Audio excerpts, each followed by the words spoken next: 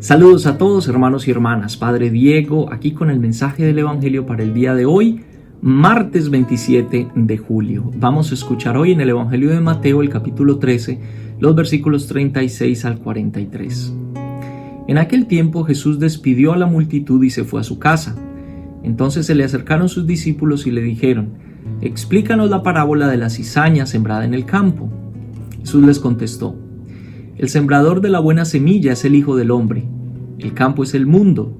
La buena semilla son los ciudadanos del reino. Las cizañas son los partidarios del demonio.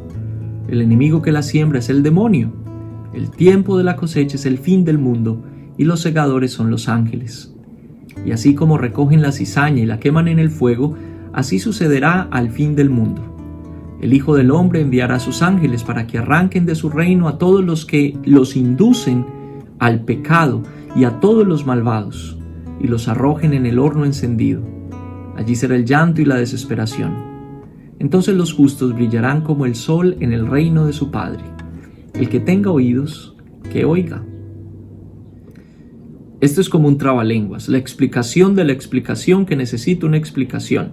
Bueno, vamos a hablar entonces un poquito de este pasaje, pero para hacerlo nos tenemos que volver a unos versículos antes donde Jesús les ha dicho a sus discípulos la parábola de la cizaña. Este fue el evangelio del sábado pasado, pero como no hacemos la lectura del evangelio, por lo menos en este video, los sábados, entonces vamos a volver a leer este pasaje que está tomado de este mismo evangelio, el evangelio de Mateo, en el capítulo 13. Ahora los versículos 24 al 30 es la parábola de la cizaña que Jesús está explicando en el día de hoy. En aquel tiempo Jesús propuso esta otra parábola a la muchedumbre. El reino de los cielos se parece a un hombre que sembró buena semilla en su campo. Pero mientras los trabajadores dormían, llegó un enemigo del dueño, sembró cizaña entre el trigo y se marchó.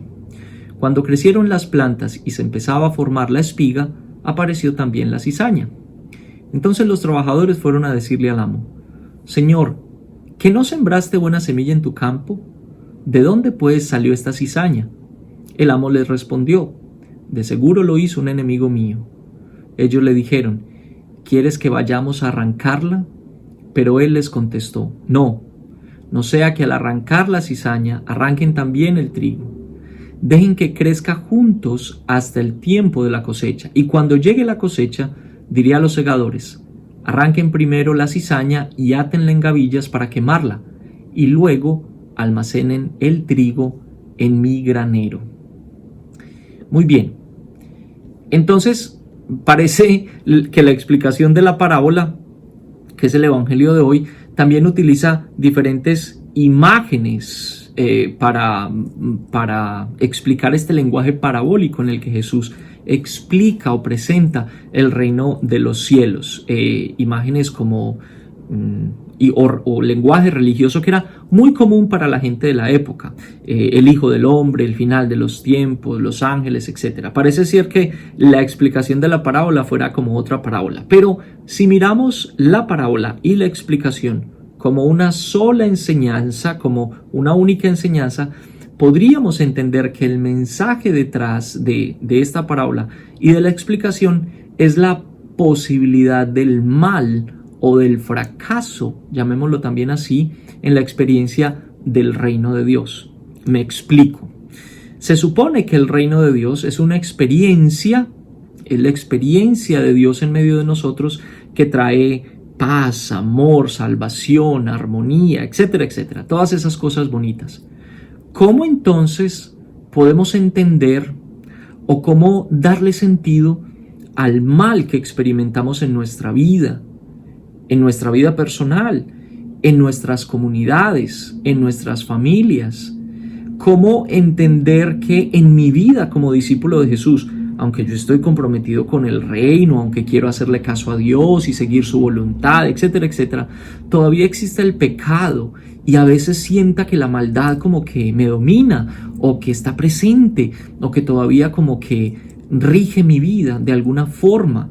Esas situaciones y circunstancias que a veces nos hacen pensar y nos hacen sentir que todo es como una mentira, que el mensaje del evangelio no es cierto o es un engaño, ¿sí?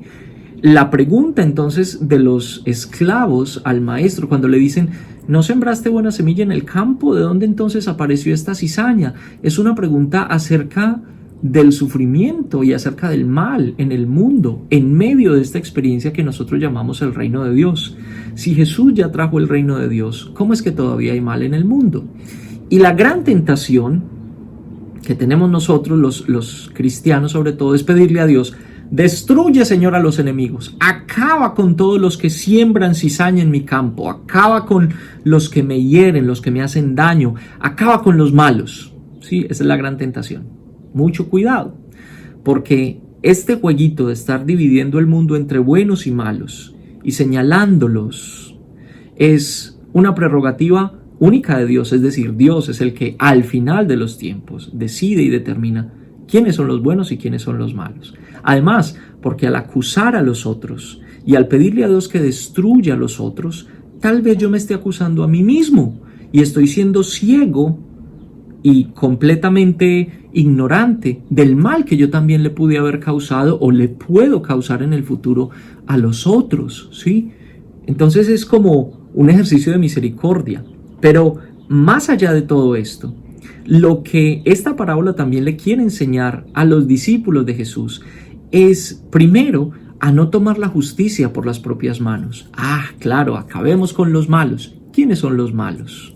¿A quién o cómo determinamos realmente quiénes son los malos y quiénes son los que necesitan ser exterminados de la faz de la tierra?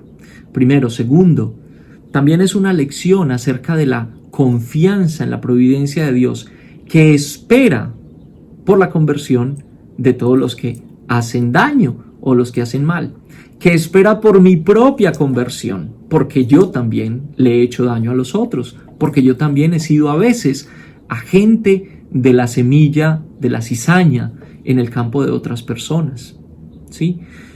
Déjenme decirles que yo he visto muchas malas personas, esos que merecen ser destruidos y eliminados de la faz de la tierra. He visto muchas de esas personas transformadas y convertidas en agentes del evangelio poderosísimos. Piense solamente en esta persona, Pablo de Tarso, Saulo. ¿Qué hubiera pasado si Dios hubiera respondido a las peticiones de muchos cristianos que le hubieran dicho, acaba con este perseguidor, Señor, porque nos va a matar? Nos hubiéramos quedado sin la mitad de la Biblia, del Nuevo Testamento, nos hubiéramos quedado sin las profundas enseñanzas de un hombre que se convirtió y que entendió qué significa la misericordia y el amor de Dios. Vamos a leer nuevamente este evangelio.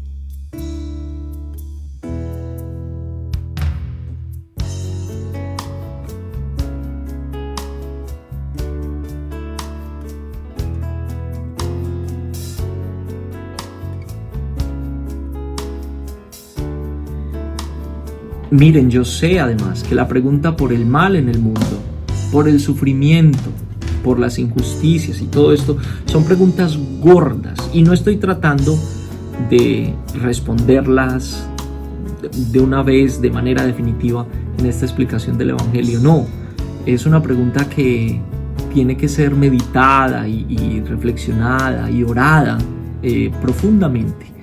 Pero por lo menos en esta parábola nosotros tenemos un rayo de luz para entender un poco lo que significa la justicia de Dios, la misericordia de Dios, la justicia de Dios que es misericordia.